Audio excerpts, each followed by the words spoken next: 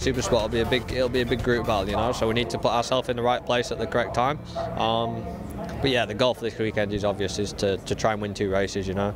Today is going to be the biggest challenge because tomorrow looks wet, you know. So we need to try and claw some points back today. We need to try and win. I think the last few rounds, me and Taz have been looking at each other and 3rd and 4th, taking a couple of points here, a couple of points there. But this weekend, honestly, I need to, if I'm going to be British champion tomorrow night, I need to take big points away from him, which is a 25, you know, and hopefully he'll be 3rd or 4th, and we're back in the mix. But I still believe there's one twist in the championship. I'm hoping there is. But yeah, I'll give it everything I've got today, and then tomorrow, if it's wet, honestly, it's a massive lottery, and especially at this time of year and the temperature, it could, you know, anything could happen. So this weekend's been a lot better than previous weekends. We've been a lot stronger. It was good yesterday. Had a 3rd and a 2nd. So with qualifying 3rd today, feeling really confident. It's going to be a close race between us all, I think. There's about 6 or 7 of us that will probably be fighting for the win. So I'm looking forward to it.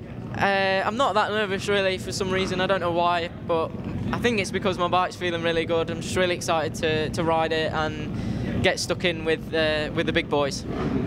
We started the weekend of Brands Hatch where we left off in the middle of the year, with the same base setting as what we had in the middle of the year where we qualified pole on. So we went out in free practice 1 and ended up P2. So we're straight there on the point where we left off, and we went into free practice 2 and we thought we'd try different gearing, try and gain a bit out of the corners.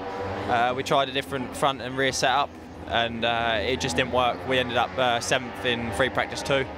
So then we went straight back to what we had before for free practice 1 and what we ran in the middle of the year, and straight away it felt like my bike again, and we went out and felt comfortable from the go in qualifying. And yeah, we're going a quick lap at the end, which went quicker than what I did in the middle of the year, so I'm happy with, and we managed to claim pole as well.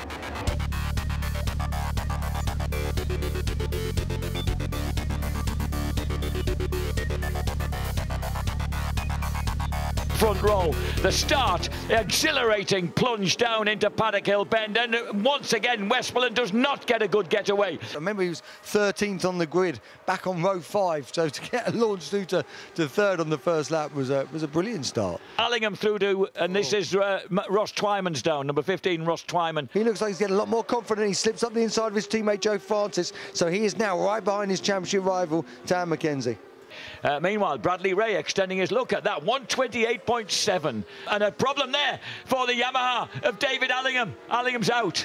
Keep an eye out for Luke Jones, number 82, the white motorcycle, just in your picture there, because he looks to me like he's just getting going. Oh no! What happened then? He Westmoreland. Touched the rear end of Westmoreland. Something happened as they came through Druids, and the red flag's out. Flag. The red flag's out because Westmoreland took an impact there from his own motorcycle as it rebounded. Ready to go then.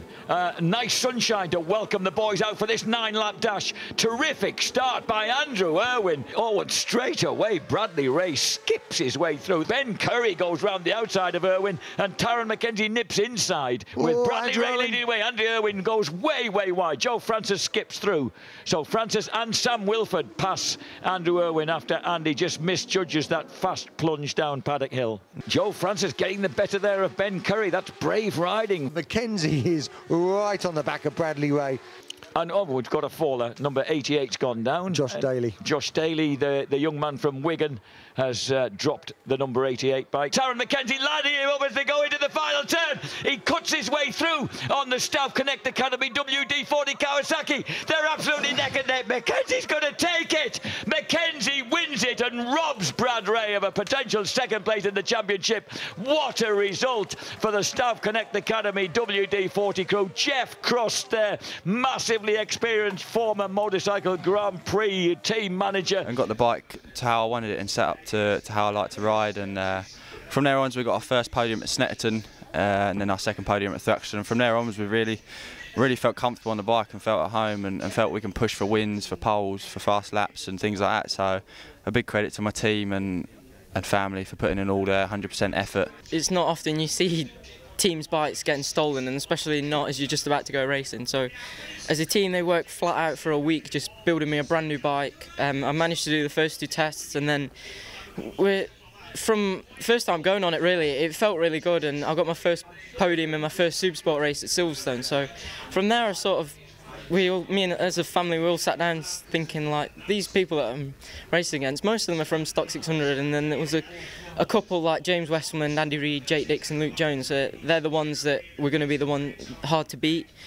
And then just as I got more comfortable, like Brad, as you get more comfortable on a Supersport bike, you just begin to relax and take it all in, and yeah, just throughout the year I was just like getting faster and faster and faster, and then got my first win at Knock Hill, and then I went to Snetterton, got another win, double podium at Thruxton, double win at Brands, and from then, I think from Knock Hill race 2 to the second race at Brands, I didn't finish off the podium, so it was like 7 podiums in a row. So at that point I thought, you know what, I've got a chance of winning this if I don't make too many mistakes. And it was unlucky that Andy had that accident, but I do believe I could have given him a run for his money.